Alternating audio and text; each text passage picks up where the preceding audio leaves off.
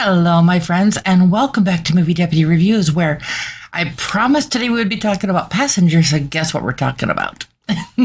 Now, I've had some questions when I've run into people in real life, not so much on people messaging me, but people are going, why did they remake the sci-fi one? And I'm like, no, not Passengers, Passenger. And this isn't The Passenger, it's just Passenger.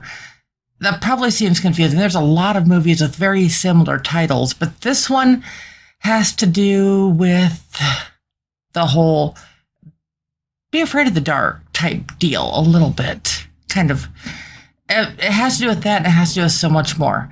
This one, if you've ever taken a road trip, if you've ever gotten the EBGBs that you're being followed, if you've ever seen something traumatic happen on a road trip, there are parts of this movie that you will be able to relate with, and whether or not it's entertaining to you is up for debate. One of the things with this movie is it kind of tries to get you right off the bat with the poster. It says 130 million people take road trips every year. Over 15,000 of them are never seen again.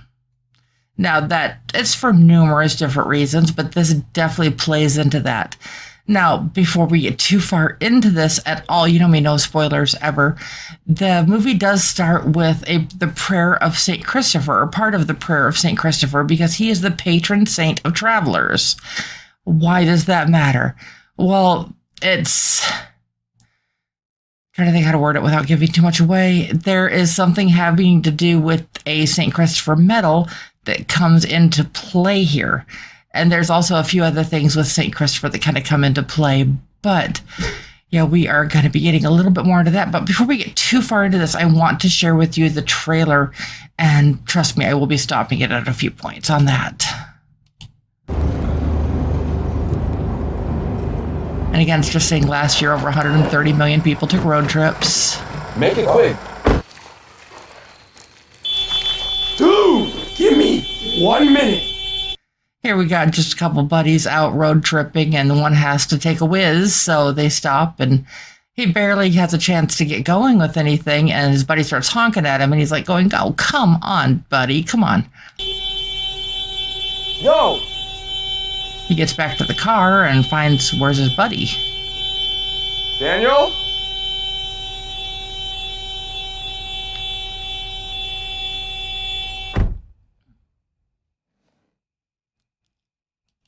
Now, at a point like this in a trailer, you always know it's building up for some sort of jump scare. There it is.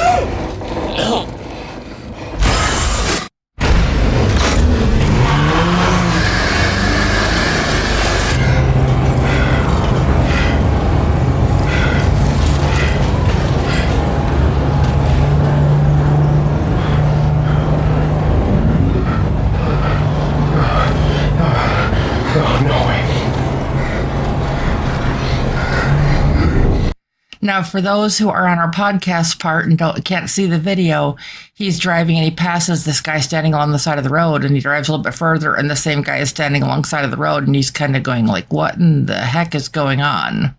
And it's building up to that, just that eerie creepiness. And he passes the guy a third time.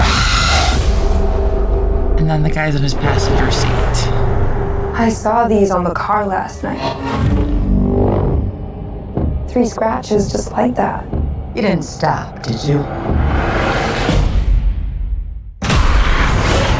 It's something unholy.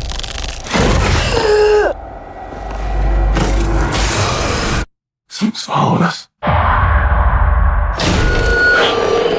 Saint Christopher, protect me tonight, all my time. Give us your warning sign. If danger is near. Danger is near. Danger is near.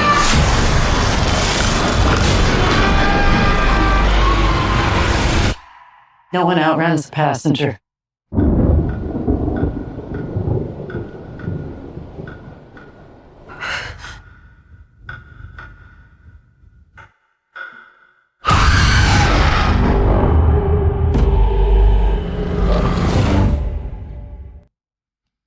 So that is what you have to look forward to with Passenger. I will say a lot of the best parts of the movie are in the trailer. Now, what does the one have to do with the other? Because you see the two buddies in their car, and then you see Tyler and Maddie, the two that are in the van. And they've basically packed up their entire lives, and they are going to be nomading. They're going to be living in their basically their camper van, like a lot of people do, RVing across the country. And so they're just starting new, and they're going to be doing this trek across just anywhere they want to go. But right as they first get going, they see this horrific car accident, so they stop to see if they can help.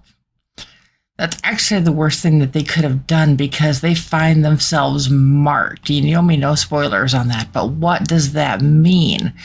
Well, it has to do with being able to read the signs. Now, I'm not going to give away what that means. You'd have to see the movie to watch it. But obviously, this movie is getting a guilty rating.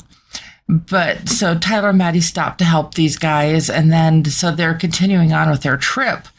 And these really creepy things keep happening. It's like the whole of like where they can go, where they can't go things, the feeling that they're being followed, realizing that there's something after them, and they have to try to figure out how to escape, if they can escape. Because once you've been marked, you're kind of done for. But does that mean that that's the end of the story? No, there's a lot more to it than that. Now, is this for everybody? Absolutely not. If you saw something of like that Matthew Nichols movie that was out recently, it was kind of like the documentary type story. This feels almost like something that's being like self-documented a little bit, except it's not found footage. It's just very close up, very intimate in the relationships with them and other fellow nomads who are traveling, and the story behind the passenger and what exactly it is and where it starts and how to overcome it if that's possible. They find out there is one safe place to go, but it is not exactly safe in the way you might think. So, like I said, is this for everybody? Absolutely not. Are you looking for a Dayton movie where you're going to have like the jump scares and you're just going to be like, ah, all throughout the thing, where it's just completely predictable? Like you can tell, I think it's funny that half the trailer focuses on these two guys and the whole thing, and that's in like the first 5 minutes of the movie. The rest of it is all about Tyler and Maddie and their adventure. Where does that leave it score-wise? Well, there are so many of these just gotcha type stories that try to build up to something more than what they are. Does it have some jump scares? A few.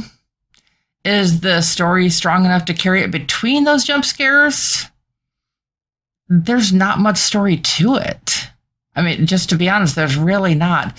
It talks about that all of these millions of people take road trips every year, and all these people are never seen again. But it never references anything like that in the movie. I mean, this passenger, there's two rules or whatever that they keep focusing on in the movie is that you don't drive at night and that you never, ever, ever stop.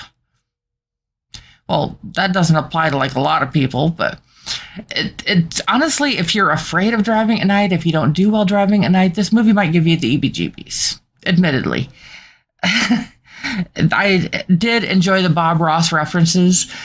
If you don't know who that is, look up PBS Bob Ross. It'll definitely put a smile on your face. But with Tyler, he is trying to escape the life he's always known. And with Maddie, she's trying to find the life she's always wanted. And it's their journey together. And it gets a little rocky along the way. There's honestly more story with their relationship than there is with the stuff about the passenger. What that means for the story is debatable. Score-wise, I came in with the passenger at a 4.25 out of 10 on the deputy scale. A 4 is watchable but forgettable, and most of the story is just meh. A 5 is decent story, significant flaws, which that doesn't even begin to cover this, but it's much more on the forgettable thing. I was honestly debating mid-3s, but there's a couple good jump scares, and there's a little bit to this process. I do advise not eating while you're watching this movie, because there's a couple particular scenes that, okay, I'm listening to what's going on I'm watching the movie, I'm listening to all the audio stuff on the movie, and you could just, in my brain, I'm just imagining these sound effects people behind the scenes, the ones that are adding sound effects to movies, because you just know the sound effect does not fit what's going on the screen. So I'm just picturing these sound effects people behind the scenes. And honestly, that made me chuckle in a really, really weird way. I did ask people what they thought of this after the movie. And I do think the watchable but forgettable definitely fits that, because two people, a couple that were together, they just kind of looked at each other and they're like, it was okay. It was literally, that was about as enthusiastic as they could get. And there were a couple other people that admitted they had fallen asleep. It wasn't until the lights came on that woke them up. So they don't really know how much of the movie that they missed, because they couldn't stay awake long enough to enjoy it.